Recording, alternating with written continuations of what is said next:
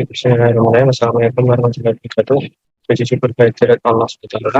Kami di sini dari kelompok 32 ingin mempresentasikan untuk proses praktikum pemrograman komputer pada tahun 2022. Di sini kami kelompok 32 yang beranggotakan Davina Nurlisa Isani dengan NIM D600210139 dan saya sendiri Adi Nurban dengan NIM D600210161. Di sini kami akan mempresentasikan tentang beberapa modul dari modul 1 dengan modul 4 dan dengan modul 1 mengenai kaitan dasar. Itu apakah itu Python? Python adalah bahasa pemrograman yang fokus pada keterbacaan kode untuk membuat sintaks lebih mudah dipahami. Python memiliki struktur bahasa yang jelas, sederhana, dan mudah dipelajari, namun membutuhkan lebih banyak waktu pengujian dan kesalahan yang muncul ketika aplikasi dijalankan. Kemudian terdapat flowchart program Python. Flowchart program ini diawali dengan start, kemudian program akan ditampilkan informasi mengenai hari, tanggal, dan waktu saat program dijalankan. Lalu setelahnya akan muncul identitas kelompok, nama anggota, dan NIM. Selanjutnya yaitu tabel yang berisi daftar jenis mobil, harga, stok, dan kode. Setelah itu akan muncul tampilan pemesanan. Pembeli diminta untuk mengisi nama mobil, unit yang dipesan, dan harga mobil. Jika pembeli setuju untuk melakukan pemesanan, setelah ketika selesai pada program, akan muncul total harga yang harus dibayarkan sesuai dengan pesanan. Setelah proses pemesanan selesai, akan muncul invoice waktu pemesanan. Lalu pembeli akan dialihkan pada laman pemilihan sistem pembayaran. Akan tersedia 3 jenis pembayaran, yaitu cash, kredit, dan debit. Setelah transaksi berhasil, akan muncul laman pengisian survei terkait kepuasan pelanggan dan program pemesanan secara online. Tersedia 2 pilihan, yaitu baik dan kurang, serta dilengkapi dengan kolom pengisian kritik dan saran. Setelahnya akan muncul tampilan penutup dan program telah selesai dijalankan. Kemudian di sini kami terdapat 3 tipe data pada Python, yaitu integer, tipe data numerik yang menampung dengan bulat. Kemudian string digunakan untuk menyimpan sebuah teks, terdapat pada tanda kutip 1 dan 2. Dan float digunakan untuk variabel yang memiliki nilai pecahan desimal. Kemudian ada operator pada Python. Di sini kami ada 3 operator. Operator aritmatika, operator bandingan, dan operator penugasan.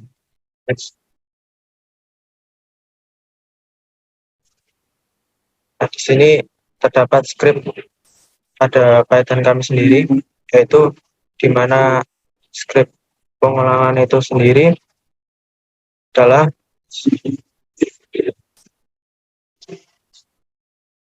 skrip pengolahan penggunaan dalam program modul 1, yaitu untuk menampilkan tabel daftar tipe mobil dan pengisian pemesanan mobil. Pada bagian yang menampilkan tabel daftar tipe mobil digunakan stator untuk mengolah list pada tipe mobil Hyundai. Pada pengisian pemesanan mobil digunakan start manual untuk menampilkan berbagai data dan tidak pasti ketika selesai pada skrip. Dan ada skrip pengandaian. Di skrip pengulangan terdapat penugasan dan operator aritmatika. Next.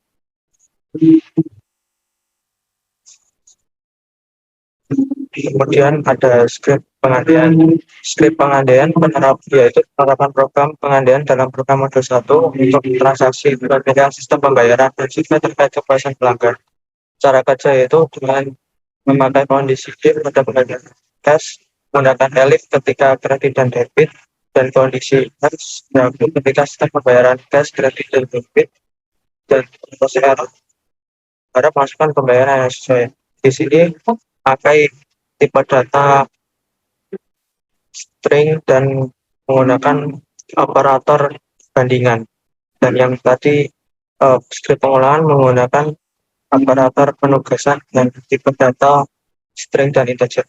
Next. Kemudian modul 2 yang akan disampaikan oleh rekan saya itu dipersilakan.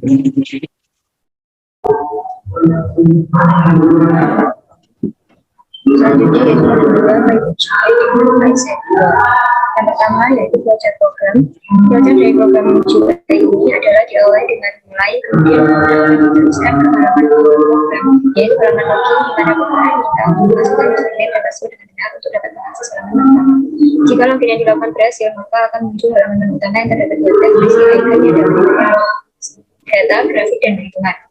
Selain itu, terdapat juga icon logout untuk keluar dari halaman login dan icon exit untuk keluar dari program. Untuk pilihan menu pertama yaitu database akan disajikan ada jenis produk dan spesifikasi. Pilihan menu kedua yaitu menu perhitungan yang dapat menyajikan kolom perhitungan yang diisikan jika pengguna ingin melakukan pembelian mobil dan biaya data total yang harus dibayarkan. Pilihan ketiga yaitu menu grafik yang disajikan dalam bentuk ledger yang datanya terlebih dahulu diisikan untuk menampilkan dalam diagram. Pada halaman menu grafik terdapat tombol utama untuk kembali ke halaman utama. Jika ingin keluar dari program, maka pengguna dapat informasi tombol exit dan program akan selesai dijalankan. Selanjutnya yaitu program utama. Program utama ini merupakan halaman yang berisi dua tab pada tab berat yang masing-masing memuat beberapa icon. Pada tab satu terdapat icon logout dan icon exit, sedangkan pada tab file terdapat icon database, calculation, dan grafik. Widget yang digunakan adalah filter untuk menampilkan gambar dan view menu untuk menampilkan menu yang ada di file dan account. Selain itu menggunakan key tab icon untuk mengatur widget sehingga berada pada tab yang diinginkan. Selanjutnya itu program data tabel. Program data tabel merupakan halaman yang dari menu database yang memuat dua jenis tabel, yaitu tabel jenis produk dan tabel spesifikasi. Tabel ini menggunakan key tab layout yang memuat halaman berisi tabel. Selain itu, widget yang digunakan adalah key push button, yaitu tombol kembali dan tombol lanjut, dan key tabel widget untuk menampilkan tabel. Selanjutnya program perhitungan. Program perhitungan merupakan sebuah halaman yang menampilkan halaman perhitungan harga beli mobil yang dapat diakses melalui tab pada calculation pada menu utama yaitu pada icon calculation. Halaman ini menggunakan jenis key form layout membuat pengisian data pembelian, lalu key box layout untuk mengatur key push button dan juga key grid layout untuk mengatur key push button yang ada di bawah. Widget yang digunakan adalah key push button, yaitu tombol-tombol yang dapat dipencet, dan key combo box untuk mengatur tombol drop down, key double spin box untuk mengatur tombol naik dan turun, dan juga key data ID untuk mengatur tanggal pembelian. Selanjutnya program grafik. Program grafik merupakan program yang menggunakan salah satu library yaitu Macromedia. Pada halaman program akan ditampilkan halaman sampai pengisian push button. Widget yang digunakan adalah push button untuk mengatur tombol-tombol pada halaman grafik. Selanjutnya fungsi dan manfaat dari program GUI. Yang pertama, fungsi GUI adalah sebagai sebuah sarana atau sistem yang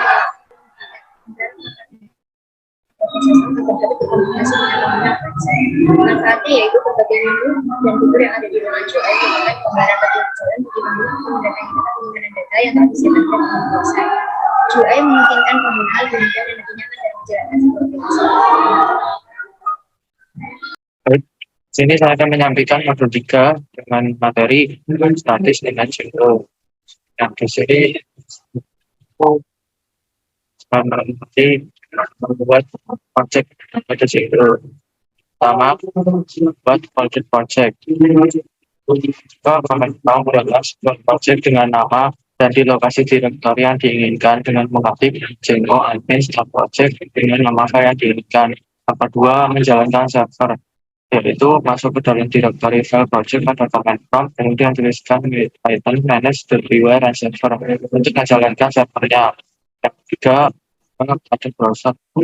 Sekarang copy alamat server yang diberikan oleh command prompt dan paste di browser untuk mengetahui bahwa Django sudah berhasil dijalankan. Kemudian terdapat cara membuat Django app. Yang langkah pertama yaitu memasukkan perintah pada command prompt di dalam direktori yang sesuai dengan project awal. Langkah kedua, tuliskan Python manage.py start app nama underscore app untuk memulai dalam membuat app yang akan dimasukkan ke dalam direktori sebelumnya. Ketiga, mengatur folder yang ada pada hasil dari running app, buka pada browser untuk mengecek apakah aplikasi dapat dijalankan. Kemudian terdapat template pada Django. Pembuatan template pada Django menggunakan Django templates dengan mengubah pada setting.py yang terdapat dalam direktori project. Dapat beberapa langkah dalam membuat template, yaitu menambahkan template pada setting.py bagian template supaya direktori template dapat diketahui. membuat file template dalam project yang menyiapkan file HTML di dalamnya, membuat file views.py di dalam project dan menambahkan script pada views.py, dan pada urls.py ditambahkan tampilan dan membuat tampilan di file HTML. Kemudian di sini terdapat script HTML. Berikut saya akan menjelaskan tentang script tersebut. Nah, di dalam suatu teks atau objek pada web, HTML menggunakan tag yang terdiri dari tag pembuka dan tag penutup. Di antaranya objek diberikan perintah seperti penjelasan, deklarasi, dan tipe HTML mendeskripsikan dokumen ini HTML5. Teks di antara HTML dan slash HTML menjelaskan dokumen web. Teks di antara head dan slash head menjelaskan penempatan judul dokumen HTML pada jurnal browser. Teks di antara title dan slash title mengambilkan judul web. Kemudian teks di antara body dan slash body mengabarkan isi halaman yang terlihat. Kemudian di sini juga terdapat tag berikut HTML. Tag adalah kode yang digunakan untuk memperkenalkan sebuah halaman web dari teks HTML yang ditulis, di mana dapat berupa judul, paragraf, list, atau link. Ya, yaitu tag terdapat links pada HTML terdiri dari satu yang merupakan ukuran terbesar sampai 6 yang merupakan ukuran terkecil. Jika dapat ditambahkan pada ide, yaitu salah satunya adalah icon yang memiliki fungsi motor penempatan teks. Kemudian terdapat format HTML, yaitu peraturan mengenai karakter dan font. Itu pengaturan besar, warna, dan jenis font yang dipilih. Kemudian di sini terdapat list HTML. List dapat digunakan untuk menampilkan data yang disusun seperti suatu daftar sehingga item-item memiliki nomor urut, bisa juga dengan tanda-tanda khusus atau simbol. Terdapat pada list HTML yaitu ordered list dan unordered list. Ordered list yaitu berfungsi untuk bagian penomoran, yaitu di sini pada script HTML dengan penomoran akredil. Kemudian terdapat unordered list dengan simbol total dan ditutup dengan slash L. Kemudian diawali dengan LI dan diakhiri dengan slash LI. Kemudian di sini terdapat penjelasan mengenai enlighten with people. Kemudian di sini kami juga menampilkan tentang link dokumen lain. Nah, link tersebut yaitu pada alamat website, kemudian link dari file yang telah di-download. Nah, kemudian di sini kami mencantumkan tentang form HTML, yaitu form yang digunakan berupa text field dan terdapat vertical format.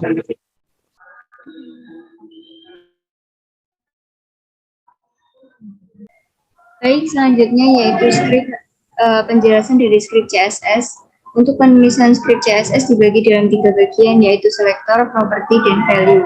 Selector adalah elemen web yang akan didefinisikan berupa teks HTML, ID, dan class, yaitu tulisan nokbar ini, dan selanjutnya dituliskan huruf awal. Setelah huruf awal yaitu property adalah atribut yang akan diubah seperti height, width, background color, display, dan lain sebagainya. Selanjutnya ada tanda titik 2 dan dilanjutkan dengan value atau nilai dari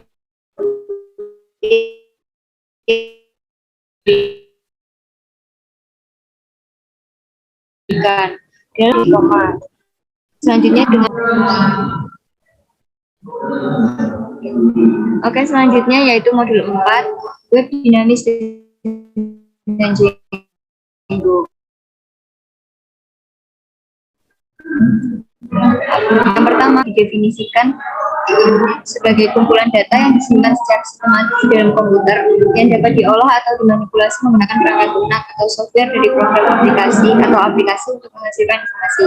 Database memiliki fungsi penting karena dapat mengorganisasi data, menghindari duplikasi data, dan menghindari hubungan antar data yang tidak jelas dan juga update yang rumit. Selanjutnya, pembuatan database pada PHP MyAdmin. Langkah pertama yaitu buka SAMPP, Lalu klik tombol start pada ABC dan MySQL agar dapat mengakses localhost/phpMyAdmin untuk membuat database. Langkah kedua yaitu akses localhost/phpMyAdmin pada kolom pencarian web browser. Dan langkah ketiga yaitu di bagian kiri bagian localhost, silahkan klik new untuk membuat database baru. Yang terakhir yaitu pemrosesan dan implementasi dari CRUD. Yang pertama, C atau create merupakan proses pembuatan data baru. Proses ini biasanya dilakukan ketika mendaftar pada sebuah halaman website. Data yang dimasukkan akan disimpan di dalam database menggunakan operasi create. Yang kedua yaitu R atau read merupakan proses pengambilan data dari database.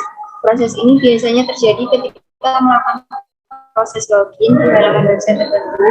Saat login, maka website akan menjalankan proses read untuk melakukan verifikasi akun yang digunakan. Yang ketiga yaitu update atau U adalah proses pengubahan data yang berada di dalam database. Contoh proses ini ketika mengubah profil di dalam akun sosial media. Saat mengklik ubah, website akan mengirimkan proses update ke dalam database. Kemudian database meresponnya dengan mengubah data lama menjadi data baru yang ditambahkan melalui halaman profil. Dan selanjutnya yaitu delete atau D adalah proses untuk menghapus data yang ada di database. Proses ini mirip dengan update, bedanya proses delete akan membuat data yang ada di database menjadi berbeda. Baik, sekian dari podcast kami. Terima kasih atas perhatiannya. Semoga apa yang kami sampaikan bermanfaat dan bisa diketahui bersama. Untuk pertanyaan dan saran bisa sampaikan di kolom komentar. Sekian dari kami pamit izin untuk konsul diri. Terima kasih. Assalamualaikum warahmatullahi wabarakatuh.